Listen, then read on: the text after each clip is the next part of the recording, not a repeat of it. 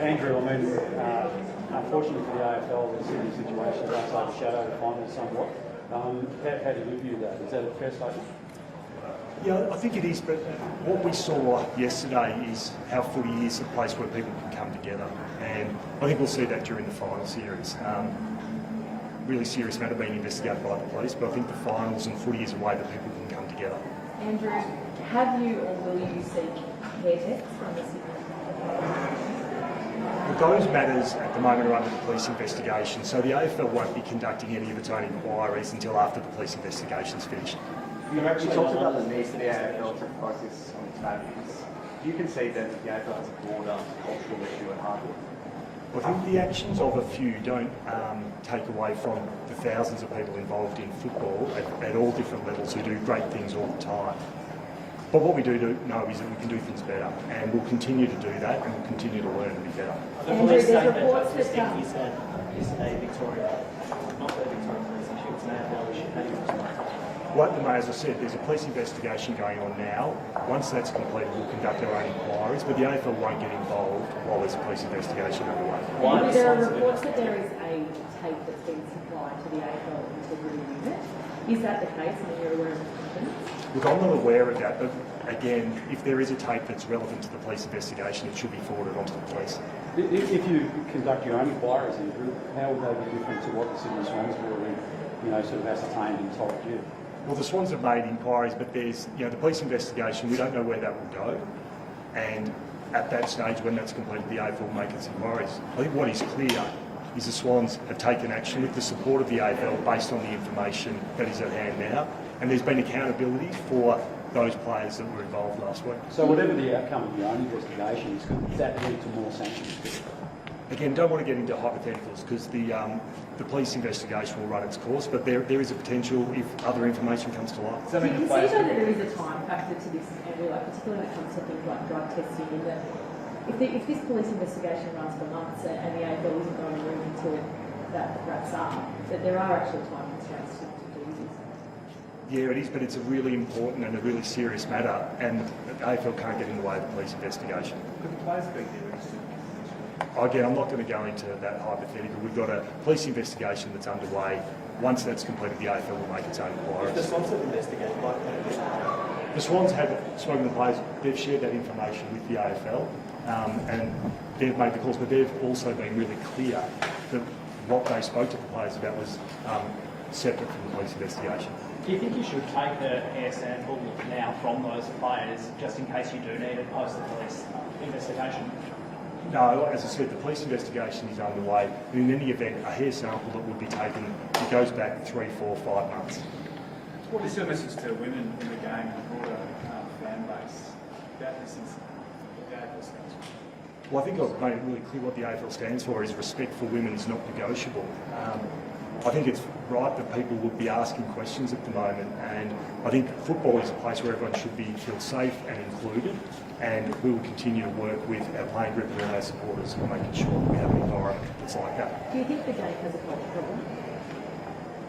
I think the actions of a few don't define the actions of the entire industry. Where are things at with the Geelong? We have an independent KC who's looking at that, and we're expecting his report this week. have these players failed their testing before?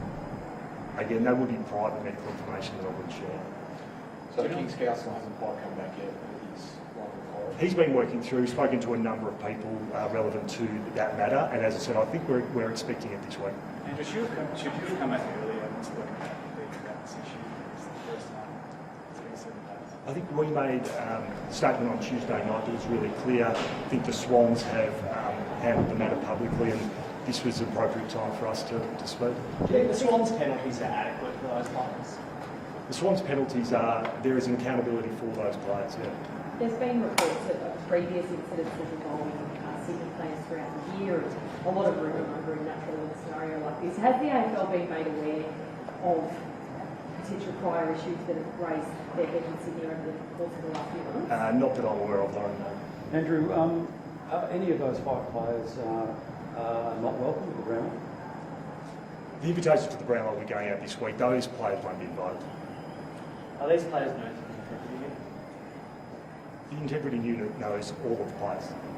all players in the competition. Has the investigation self-reported also that there are more allegations? You've been made aware of that? That'd be a matter for the police. Andrew, can I just sort of expand on the non-invite to the Brownlow? They're still eligible for the Brownlow. They are still eligible for the Brownlow, but they're under a club suspension, which goes until the end of the season. But they're still welcome back to the club.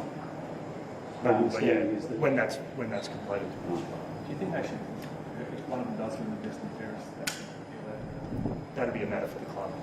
Is the league looking into the governance at Sydney and how the board has handled this and cultural problems? Look, we've worked really closely with the club over the past week. Met with the club board only a couple of weeks ago. It's a learning experience for the club, and I think it's something that they'll continue to work through. Were you disappointed to see all those fans leaving the SCG yesterday? Look, we saw an amazing crowd for the AFLW game, the highest crowd that the Sydney AFLW has had, over 16,000, and then we had a crowd of over 30,000 for the men's game. There was some people that left the games in between, but that's happened in other double headers. It was a special day for the Swans. It was a tough day. How did you go about explaining to your daughters about what had happened with the Sydney Swans when you found out and they asked you about it? Oh, look, like any parent, you would describe what you can, and I think, as I said, it's the actions of a few don't reflect the actions of the many people that are in this industry. No, I received a call from the Sydney CEO. Just on Geelong, reports today that the captain are pretty adamant that the AFL was aware and had awareness. Have you sought to ascertain whether that's the case in your own office? Look, I was clear on radio a couple of weeks ago that there were conversations between the AFL and Geelong in relation to the players' concussion panel, and then discussions about that. Ultimately, that'll be matters for the independent KC to find, and we await his final report. Ed Richards this morning described this Friday's wildcard game as nothing more than round 25, and it won't feel like the finals unless they win this weekend. Are you pretty happy with the decision that these games this weekend do count towards finals records and aren't classified as finals? Yeah, look, I haven't heard those comments, but I'm not sure the Bulldogs have played many home and away games in front of 90,000 plus, so he might have a different feeling after the game. Was Marvel ever a consideration for that game? No. Should it be, considering the Dogs only play 2 or 3 times in the G and the players play 15, 16 We games? play all our finals at the MCG. Can I ask a couple of other issues? There's talk about a new stadium, yet another one. Do we need another stadium in this town? If you can play AFL on it, yeah. And also, can I ask you about Paul Guerra's action against Melbourne? Is that something you could be telling? No, look, I was made aware of that over the weekend with reports, but that's it's before the courts now, so it wouldn't be appropriate for me to comment on it.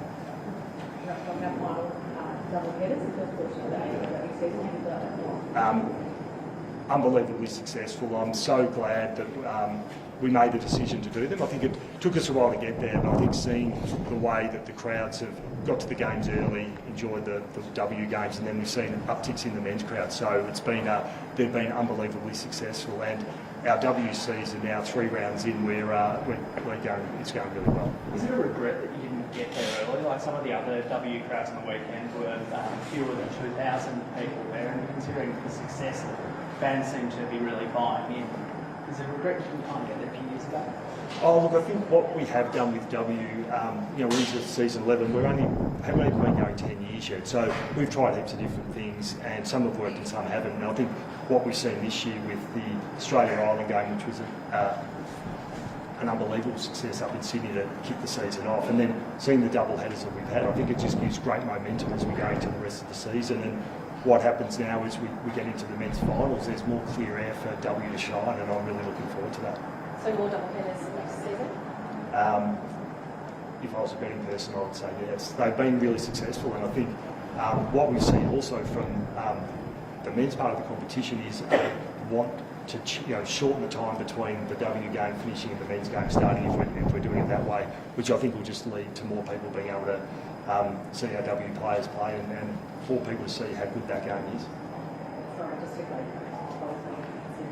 go do you feel like the illicit drug policy needs any kind of review? Well, we've just undergone an extensive review of the illicit drugs policy and we've launched that, and that'll be taking effect from this off-season. And so we'll continue. There's accountabilities for the players, and there will continue to be there. Do you reckon they're accountable as it stands?